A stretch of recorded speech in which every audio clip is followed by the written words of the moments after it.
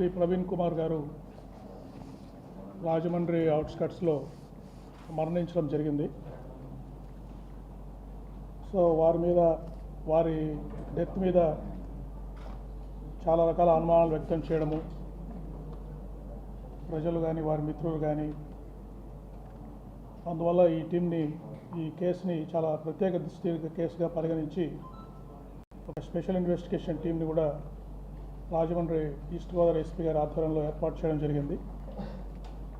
So ఈ case 24 వారు చనిపోతే ఈరోజు 12వ తారీఖు, అంటే దాదాపు 16 రోజుల లోపల ఇన్వెస్టిగేషన్ దాదాపు కంప్లీట్ చేసి ఫైనల్ కంక్లూజన్స్ మీకు ప్రజెంట్ చేయబోతున్నాము.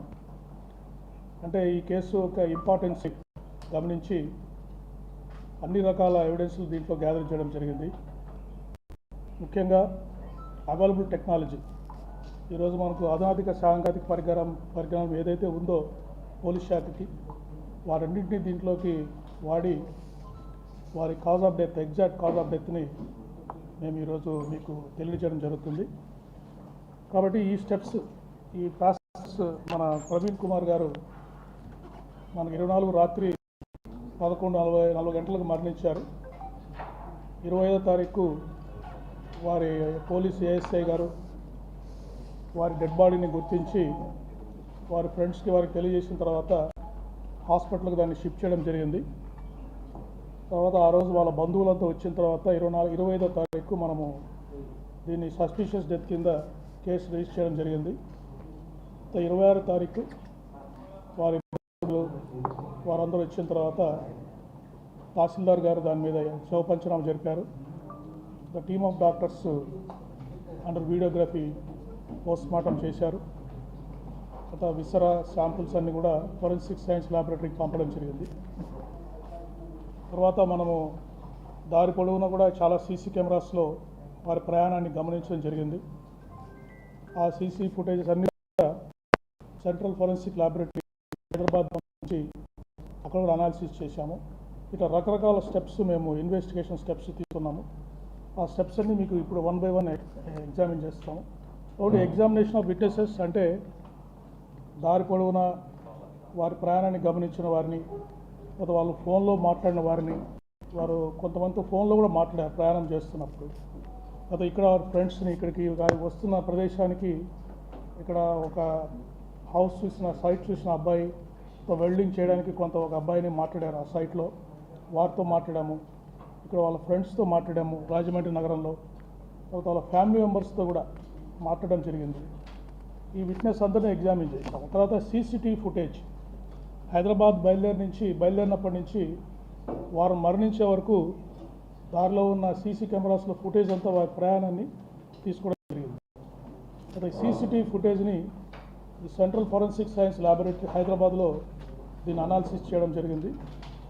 తర్వాత క్రైమ్ సీన్ అబ్జర్వేషన్, అంటే అక్కడ ఎక్కడైతే ప్రమాదం జరిగారో సీన్ అబ్జర్వేషన్ని ఫోరెన్సిక్ ఎక్స్పర్ట్స్ ఎస్ఎల్ విజయవాడ నుంచి వచ్చి ఆ సీన్ అంతా అబ్జర్వ్ చేశారు. అక్కడ శాంపుల్స్ కూడా కలెక్ట్ చేశారు. తర్వాత ఏ వెహికల్ మీద అయితే వారు వాళ్ళ ఎన్ఫీల్డ్ బుల్లెట్ మీద వారు ట్రావెల్, ఆ వెహికల్ని కొన్ని సస్పెక్ట్ వెహికల్స్, అంటే వారితో పాటు కొన్ని వెహికల్స్ కార్స్ ప్రయాణం చేసాయి, ఒక 4 నుంచి 6 వెహికల్స్ ప్రయాణం చేసాయి.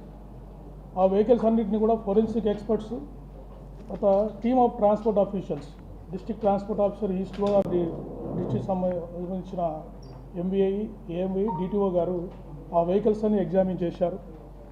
టెక్నికల్ డేటా అనాలిసిస్, అంటే వారి సెల్ ఫోన్ ట్రాకింగ్, ఎవరెవరితో మాట్లాడారు అవన్నీ కూడా టెక్నికల్ డేటా అనాలిసిస్లో చేశాము. తర్వాత యూపీఐ పేమెంట్స్, వారి దారిలో వారి సెల్ ఫోన్ ద్వారా కొన్ని పేమెంట్స్ చేశారు, అవి కూడా చూసాము. తర్వాత post mortem examination team of doctors చేశారు. ఈ అనాలిసిస్ ఆఫ్ ఆబ్జెక్ట్స్, బాడీలో ఉండే ఆబ్జెక్ట్స్ అన్నీ ఎఫ్ఎస్ఎల్, ఆర్ఎఫ్ఎస్ఎల్ విజయవాడలో ఎగ్జామిన్ చేశారు. ఒక ఫైనల్ ఒపీనియన్ వచ్చింది, ఇన్వెస్టిగేషన్ ఫైండింగ్స్. ఈ లైన్స్లో మీకు మేము ఎక్స్ప్లెయిన్ చేయడం జరుగుతుంది. నెక్స్ట్ ఎగ్జామినేషన్ ఆఫ్ విట్నెసెస్లో మెయిన్ వారి కుటుంబ సభ్యులను ఎగ్జామిన్ చేశాము. వారెవరు కూడా మాకు ఎటువంటి అనుమానం లేదు, పోలీసు వారే ఇన్వెస్టిగేట్ చేసి వారికి మరణానికి కారణం తెలియజేయండి అని చెప్పడం జరిగింది. తర్వాత వారు ఒక 6 మందితోటి 24 తారీఖు వారు ప్రయాణం చేసినప్పుడు సెల్ ఫోన్లో 6 మందితో మాట్లాడారు. వారి భార్య, కొంతమంది ఫ్రెండ్స్ తోటి మాట్లాడారు. ఎక్కడ కూడా జనరల్ టాకే చేశారు, ఏది కూడా వేరే విషయాలు ఏమీ మాట్లాడలేదు. తర్వాత వారు 1 మంత్ 2 మంత్స్ కాల్స్ తీసుకొని ఫ్రీక్వెంట్గా ఎవరితో మాట్లాడుతున్నారు అని కూడా వాళ్ళతో కూడా విచారించాం. సో వాళ్ళు కూడా జనరల్గానే చెప్పారు, ఈ రిలీజియస్ మ్యాటర్స్, పర్సనల్ మ్యాటర్సే వాళ్ళు మాతో మాట్లాడినట్టు చెప్పారు. తర్వాత ఐ విట్నెసెస్, ఇప్పుడు జర్నీలో వారు హైదరాబాద్ నుంచి బయలుదేరింది రాజమండ్రి వచ్చేంత వరకు కూడా ఒక పెట్రోల్ బంకులో పెట్రోల్ పోయించుకున్నారు, కొన్ని షాప్స్ విజిట్ చేశారు. తర్వాత కొన్ని చోట్ల వారికి యాక్సిడెంట్ జరిగాయి. అక్కడ అందరు విట్నెస్లు ఎవరైతే ఉన్నారో విట్నెస్ అందరితోటి మాట్లాడడం జరిగింది.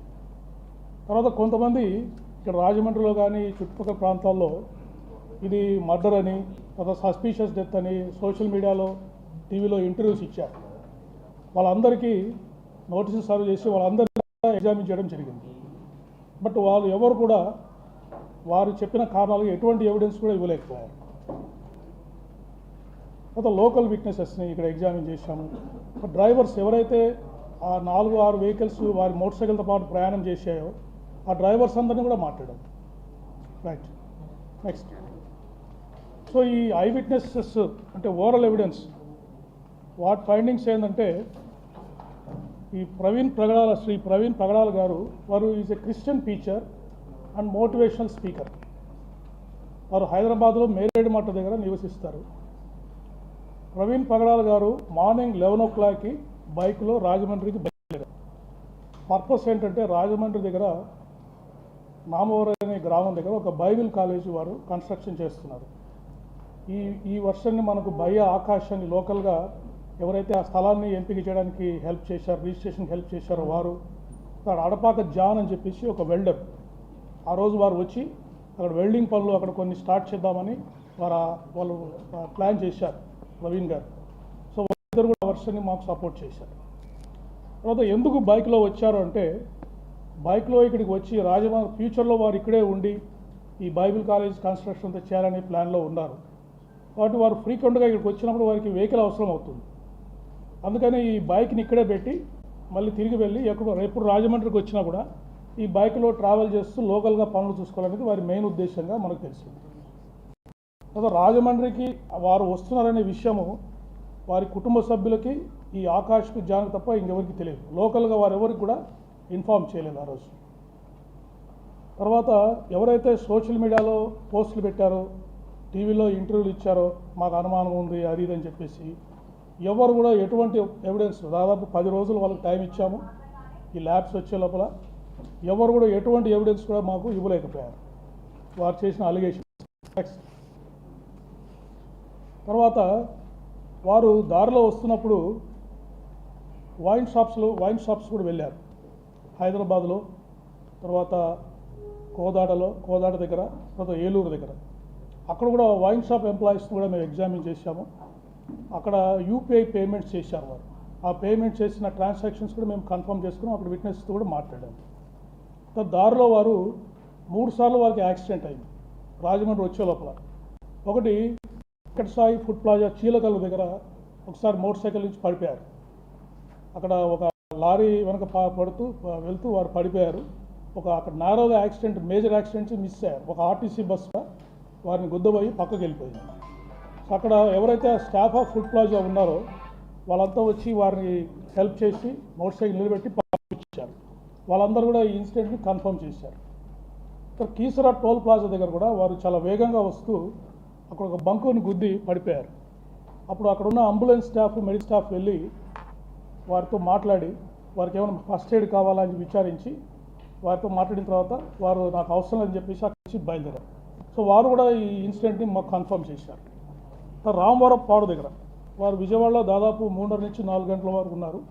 రామవరపాడు రింగ్ దగ్గర అక్కడ విజయవాడ ట్రాఫిక్ ఎస్ఐ గారు ఇంకొక 2 విట్నెస్లు కూడా ఆ ఇన్సిడెంట్ని కన్ఫర్మ్ చేశారు. తర్వాత గొల్లపూడి దగ్గర